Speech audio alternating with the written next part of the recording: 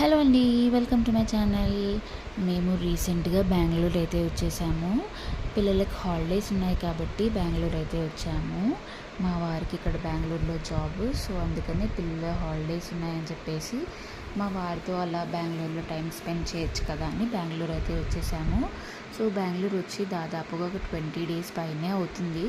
మా అత్తయ్య గారు పిల్లల్ని బాగా మిస్ అవుతున్నారని చెప్పేసి పిల్లలకి ఇష్టమైన అప్పాలు, మురుకులు అండ్ కారపొడులు ఉంటాయి కదా, పుట్నాల పొడి, కరివేపాకు పొడి, ఇవంటే చాలా ఇష్టం అండి మా పిల్లలకి.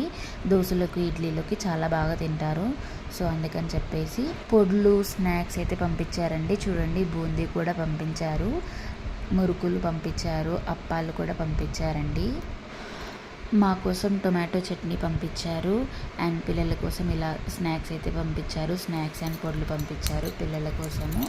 అండ్ మా ఇంట్లో పెద్ద కరివేపాకు చెట్టు అయితే ఉందండి, సో అందుకనే కరివేపాకు కూడా తెంపి పంపించారండి.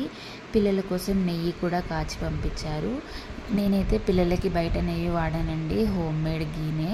ఇంట్లో మా అత్తయ్య చేస్తారు, లేకపోతే నేను చేస్తాను. ఇలా అత్తయ్య నెయ్యి కాచి పంపించారు. మా కోసం టొమాటో చట్నీ కూడా పంపించారు. కారపొడి ఉంటుంది కదండి, అదే అండి రెడ్ చిల్లీ పౌడర్. మేము మిరపకాయలు అయితే తీసుకుని ఎండబెట్టి మేమే పొడి చేయించుకుంటామండి. సో బయట కారపొడి అయితే వాడము, అందుకే కొద్దిగా కారపొడి అండ్ ధనియాల పొడి కూడా పంపించారు.